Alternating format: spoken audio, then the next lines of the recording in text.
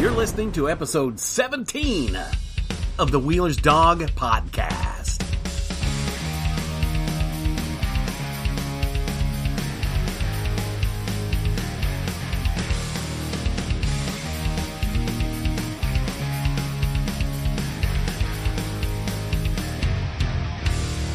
Hello, hope everybody's doing all right, getting through this virus stuff. And gosh, if you live in the southeast, we had some nasty weather here on Easter Monday, so hopefully you've made it through that okay. I'm going to be right up front honest with you. I am kind of ill prepared for this podcast. I like to record it on Monday, so it gets released on Tuesday. This morning, I'm going through my usual shtick that I always do. Listening to my favorite morning show, two guys named Chris, helping the wife kind of get back into her thing of working from home and, dealing with the dogs this morning. Well, little Lucy was asleep next to the ottoman where the big girl was up on, and all of a sudden she just violently woke up as if somebody kicked her awake. And then she just kind of looked real scared and looked at me funny, and when I got up, she flinched. And then when I got over next to her and started to touch her, she flinched. And she was a little wobbly on all fours. So, we didn't know what was going on. We just knew to take her to the vet, as soon as possible. She's got to be 18 years old, Jamie got her from a rescue group in Virginia back when the boys were little. So she's been around for quite some time. They've known a few other dogs in their lifetime, but Lucy's been the constant. So, of course, we're expecting the worst. We're expecting that we've got to put that little bitch down. Good news is, whenever she woke up from nightmare or whatever, maybe something bitter, we don't know. It appeared that, this is the way the vet said it, in like layman terms, she threw her neck out. So she's got a compressed disc in one of her vertebrae in between C3 and C4. So he put her on prednisone and he put her on some other painkiller. So right now she's upstairs just kind of chilling out, listening to some Tangerine Dream, kind of really getting into it, you know what I mean? So she's on the mend. That little bitch has still got a few more years left in her. So anyway, I'm ill prepared. I didn't even get a chance to do my AC/DC research into their music, the all important research that must be done. No one else is taking it upon themselves, so I do it. So anyway, I'm just going to wing it through some to-do lists here, to talk about. I'm going through my notebook here. Then I'm going to go ahead and start with why the hate on Nickelback. Have you noticed this? For like the last, 10 years, it's been a real popular thing to just kind of hate on Nickelback. It's almost cliche now that people just hate on Nickelback. Like they absolutely hate Nickelback. They've always hated Nickelback. They've never seen them in concert. They've never bought a CD. They've never downloaded any Nickelback songs. They've never even pirated any Nickelback songs. And I don't get it. I don't understand it. Now, am I a huge fan of Nickelback? No. I like some of their stuff. I will admit it. I think I have one CD, and that's about it. But I got that just because it was a freebie when I was working for Dick Broadcasting, Rock 92 KZL, labels would send us promos all the time to, give away at radio remotes. You're meeting people and you want to keep them happy listeners. And so anyway, you give them free stuff. And so that's how I acquired the one or two CDs that I have. But I'm not a big fan. I've never seen them live. I have no overwhelming desire to see them live, but I don't hate them. I might not like a few of the tunes, like, what was that one song, Rockstar, that had like a Billy Gibbons talking through it, real deep low. I I can't even remember what he says in the song. It was real popular when I was working at KZL, and whenever I was running the board for Murphy in the Morning when they were off on doing their small town tour, anything, whenever they were doing a remote, I was back at the station manning the board. And, you know, they played songs during the morning show, and that song drove me crazy. I didn't get to where I hate it, but, you know, if I don't ever hear it again, I'm good. If I do hear it again, I'm good. I'm not going to, you know, start pulling my hair out and running into chain link fences. So, you know, there's not any kind of, you know, mental episode I'm going to have if that song happens to pop up somewhere. But I don't understand why people have made it such a thing to hate on Nickelback. You know what I mean? It's a real big thing. And there's a guy that, on the radio, no joke, I've actually heard this person do this on the air. A Nickelback song comes up, they've got a little voice break, and they go, "Here's a song for you." Then he says the station name. Doesn't even want to say Nickelback, like it's, you know, really cool and hip to hate on Nickelback. I don't know. I don't understand it myself. I can think of better bands that you can hate, or I should say worse bands that you can hate. At least Nickelback's got talent. But if you look at bands like Poison, okay, maybe there's a little bit of talent because they've got somewhere where they're going, but I don't care for it. It's just, first of all, what's his name? The singer, Bret Michaels. I don't think he can sing. I think he's pretty much a monotone wonder. And it has been documented by critics that they basically stole their stage act from a lesser-known Baltimore band, Kicks. So, yes, there is that. So they kind of had to steal their shtick from somewhere else. And what does that tell you? You know, hey, there's one thing borrowing, but to kind of take a whole stage show, yeah, Poison doesn't need your love. I don't understand why people like Poison. You know, I don't like Bon Jovi, but I don't hate on them. I just don't care for their songcraft, to be honest with you.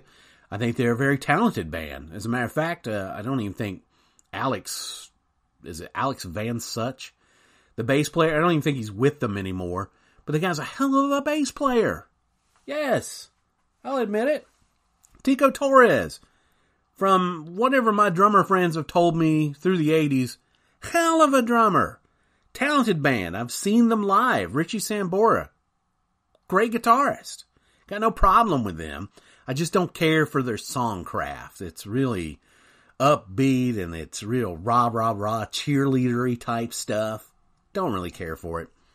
It's got that, oh gosh, I can't think of his name. That used to, Desmond Child. Yeah, Desmond Child wrote a lot of songs with him, a lot of hits with him, so I'm not a fan of Desmond Child and his songwriting style. So, but the thing with Nickelback, when did it become popular? How did it become popular? Why? I just don't understand it. And, you know, why people think it's such a cool, funny thing to do. Nickelback, I hate Nickelback. Nickelback is the worst. No, there's far, far worse bands than Nickelback. Yeah, trust me. Trickster, there's an example of a bad band, hard rock band. Let's see, trying to think of some other ones that were just absolutely terrible. Steelheart. Yes, there we go. I think they actually had a top 40 hit. But, you know, I just never really understood the whole hate on Nickelback. The Less Desirables Network's own national sports podcast, Fan Interference, hosted by Ty Collins, is available everywhere you find podcasts and at tldpodnetwork.com. Down, set, hut, hut. And since I'm going through my notebook of podcast ideas, I'm going to tell you about the time I was working for Capitol Records. There are several stories I can tell you about Capitol Records, but the one I'm going to tell you now involves me and my main man at the time. I have not seen this guy since I saw him dash and dine at a Damon's in Greensboro. We'll just call him Mike.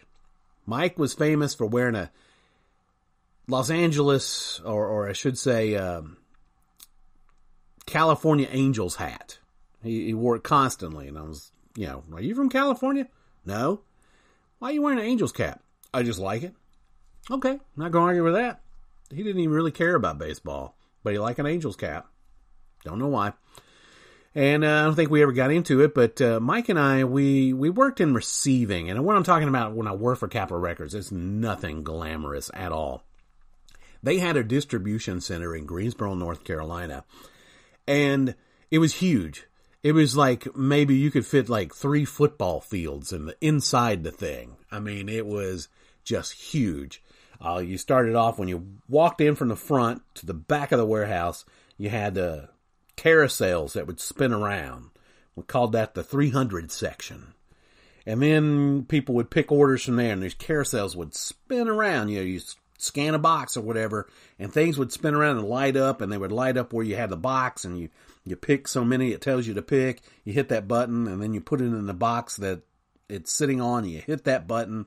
And then once the box is filled up, you put it on a conveyor belt, and it goes on to the other 300 section, or it bypasses, goes to the 400 section, or it bypasses and goes to the 500 section. And then if something's missing from it, it's all weighted. It would get sent to QC, and QC would have to find out what was wrong with it and fix that, either in the computer or go out and pluck something out of the warehouse.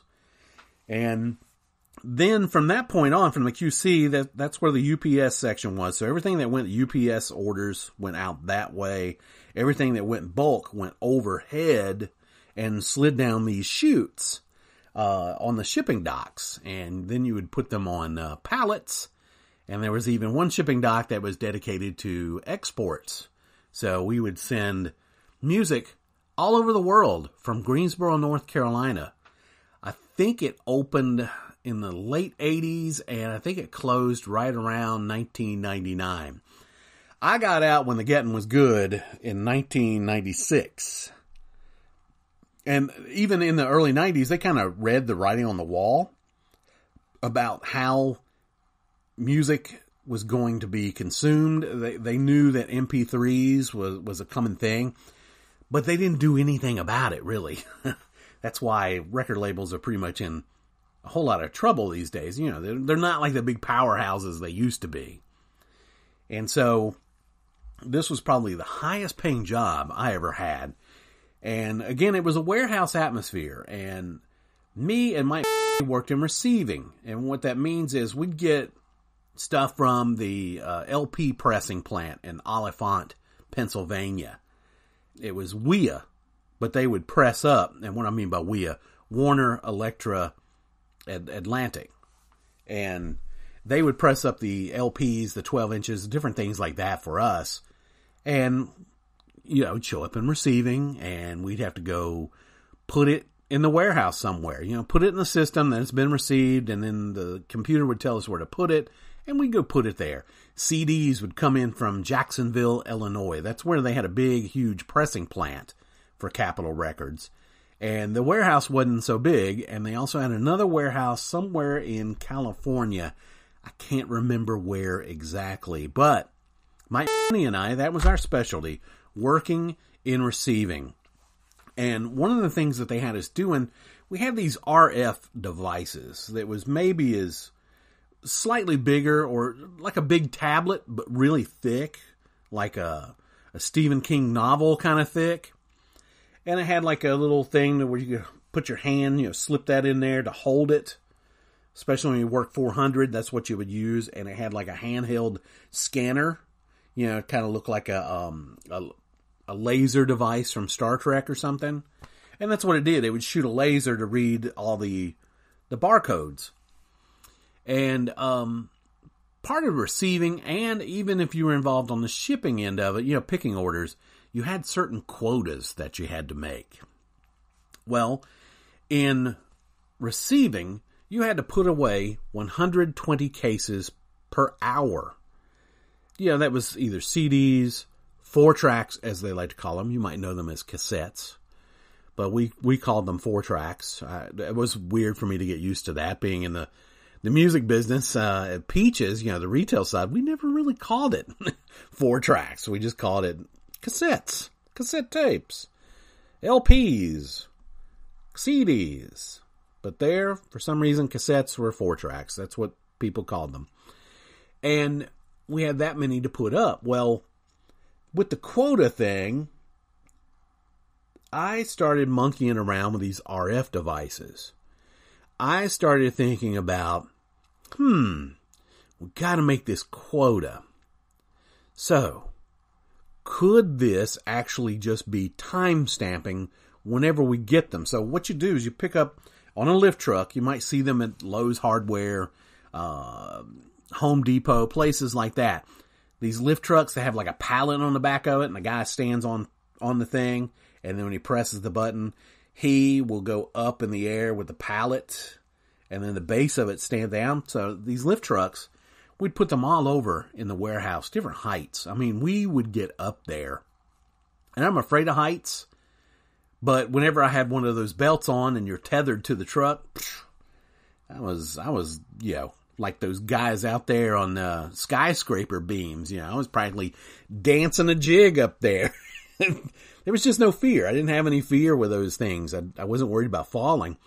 And so I started thinking about it because, when you're out there in the warehouse, you have a lot of time to think. As a matter of fact, I would create different things, songs and stuff. And eventually I'll get to the songs in this podcast and start putting them in there.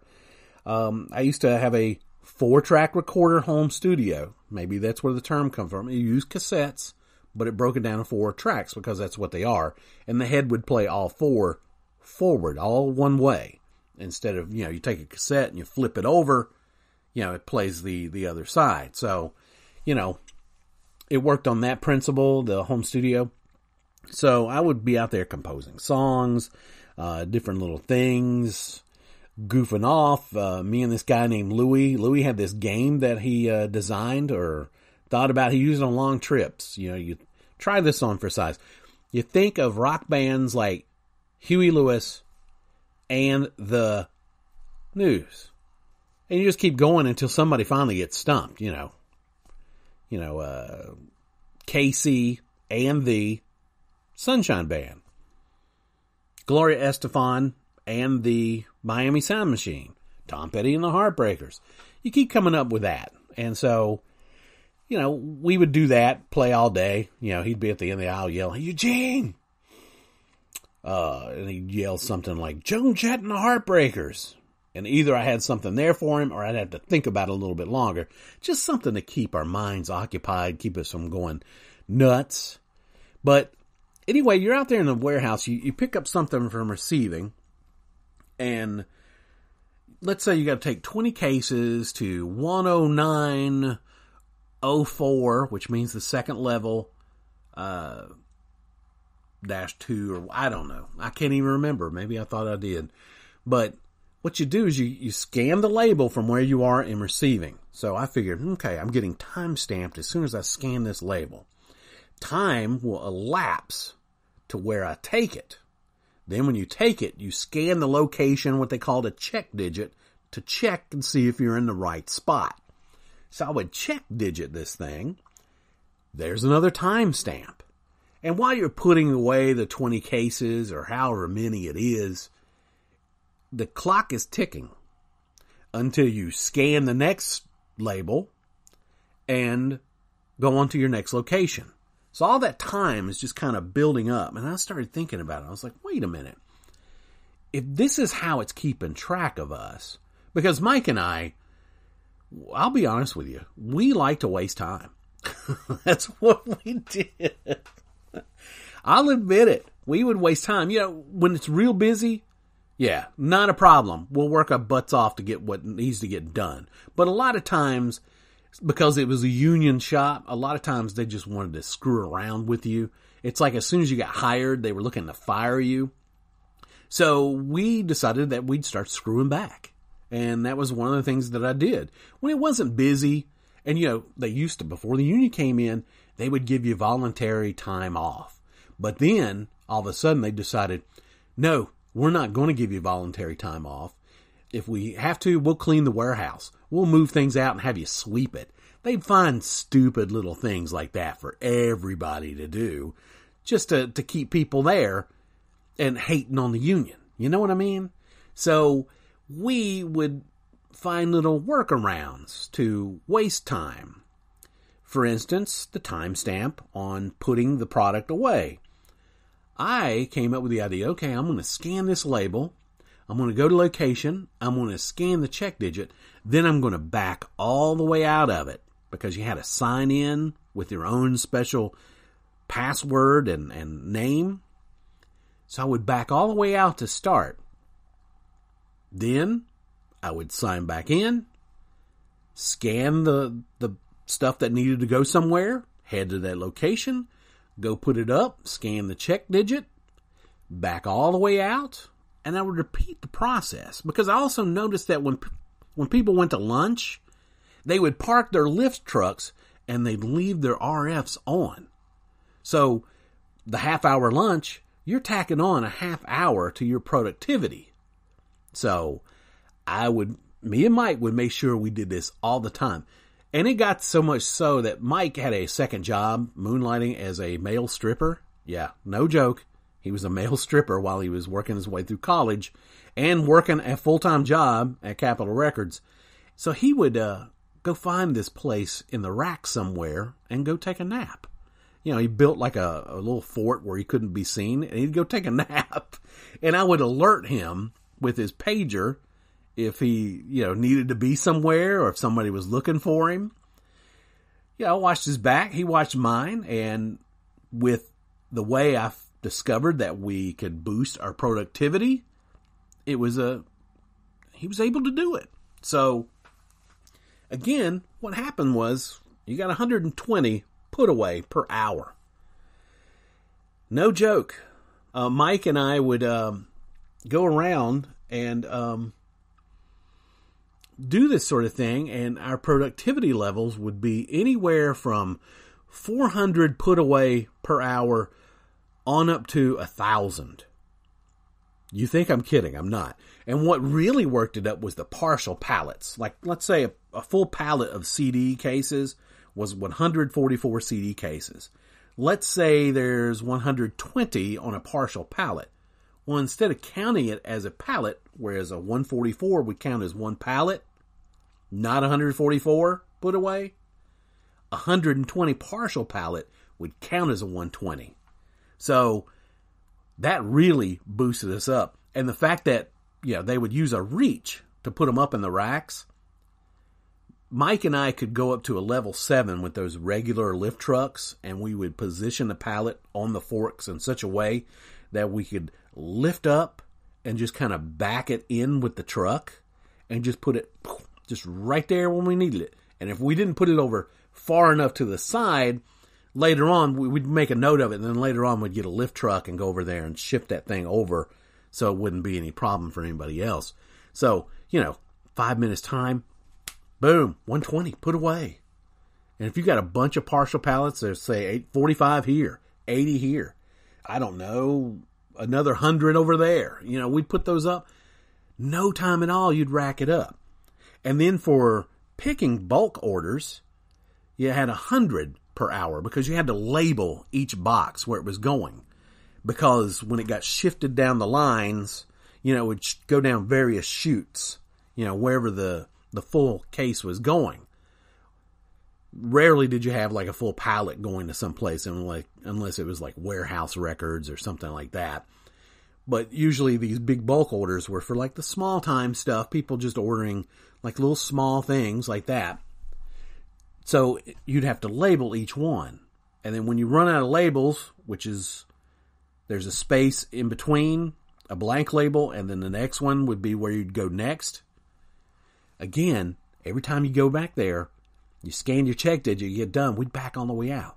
So people would have like 100 put away, and then, bam, Mike and I are doing 400 on up, and they never could figure out how we did it.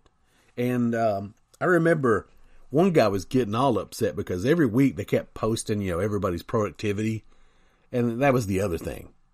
they kind of work that against you because, again, everybody's productivity was up there for public inspection. So if somebody's not pulling their weight, not only does the supervisor or the group leader gets on to you about it, you got your other employees, your coworkers kind of like, hey man, come on, man.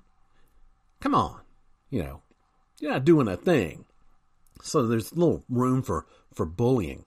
But they never could understand how Mike and I had such big numbers because I was walking up one time and I heard a guy says, all I ever see them doing is walking around using the telephone.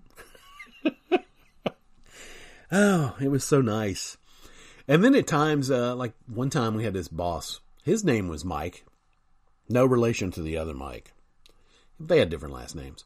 But Mike and I were in the same spot. We needed to put away in the same spot. Mike has already beat me to the location, so he's doing his putaways. And so I'm just standing there talking to him and everything, and then the other Mike shows up, the boss Mike over receiving. It's like, what you doing there, Sims? Just waiting on Mike to finish up. What do you mean you're waiting on Mike to finish up? Well, I'm just waiting on Mike to finish up. He's in the same location I'm in. And he's like, well, don't you have other things on there that you could put away? Yeah. But, I am doing well over the average of picking every hour and putting away every hour. So I don't see an issue. I can only get away with that working in a union atmosphere, smarting off to the boss like that. But hey, look at my productivity. I can back it up. So he just kind of gave me a disgusted look, shook his head, and walked on because he knew that, okay, I got nothing. I can't get him on anything. He's right. His productivity's up there. I got nothing. So that's the kind of things that we did there, and it was kind of fun. I mean, they never could figure it out. That was the fun part. And Mike and I were the only people that did it. We didn't let our secret be known to anyone else. But if you're listening to this podcast right now and we work together at Capitol Records, then you know now how we did it. Yeah, it was kind of cheating the system, but the system was cheating us. Every time you turn around, the system was cheating us. So, hey, we didn't care. They drew their line in the sand, and we decided to find a way around it. And that's what we did. And there's other little things that we did. I remember going to, once that, I took the what was it, the settlement or whatever, the layoff terms. Once I took those, I went different jobs. Well, I went to one place, Box Board, which was in Greensboro on the northeast side of town, off of, what is it, Summit Avenue Extension out there. There was a guy that worked as a receiving boss for a short period of time. And he and I got off on the wrong foot. And I walked in, I got an interview there. And I walked in and the people said, oh, they'll be coming out here shortly for you. And 3 people walked out. And one of them was that dude, the boss. And I said, thank you for your time, gentlemen. I can see right now it'd be a waste of my time to interview with you. So thank you. And I just turned around and walked off because I knew that guy. Yeah, he would sit there like, oh, no, not this guy. And I kind of felt that he was going to get some perverted joy out of knowing that I wasn't going to get the job.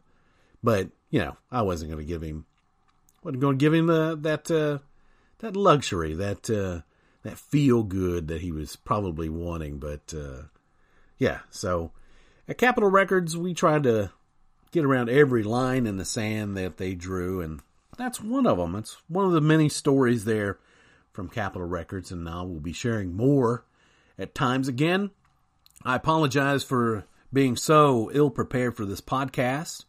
The good news is Lucy's okay. She should be okay. It's like she's got a compressed disc in her neck, and she should be good through meds. The guy said, this may settle down, and, because she apparently just woke up and injured herself. Violently woke up as if she was kicked. like she had a nightmare or something, and when she woke up, she just kind of jumped up on all fours. I've never seen her do that before. And so that could be the problem. She just injured herself one time. But he said, this may be a reoccurring thing. We may have to give her medication every day for the rest of her old life. So hopefully that's not the case. Hopefully it will settle down in a few days, and that little bitch will be as good as new. But again, I want to thank you for listening, taking the time to listen to the Wheeler's Dog podcast. I'm Eugene Sims, and I am really grateful that you enjoy this. You must be, because people are listening to it. And if you'd like to leave a message that I can play, well, chances are I'm going to play it regardless. Just call the Wheeler's Dog Speak Line, 336-422-6006, and you could hear yourself on a future podcast. Feel free to put down, talk about whatever. If you've got questions, by all means, ask. I will answer them. Any question, doesn't matter. If there's something that you liked about the podcast, let me know. If there's something you didn't like, well, maybe keep that to yourself, but you're welcome to call and put that in. So anyway, folks, I'm getting on out of here. Probably going to go back upstairs and see what the old girl's doing, because she's got a couple more years to kick around. So, yeah, folks, take care of yourselves, and we'll talk at you Friday. Toodles.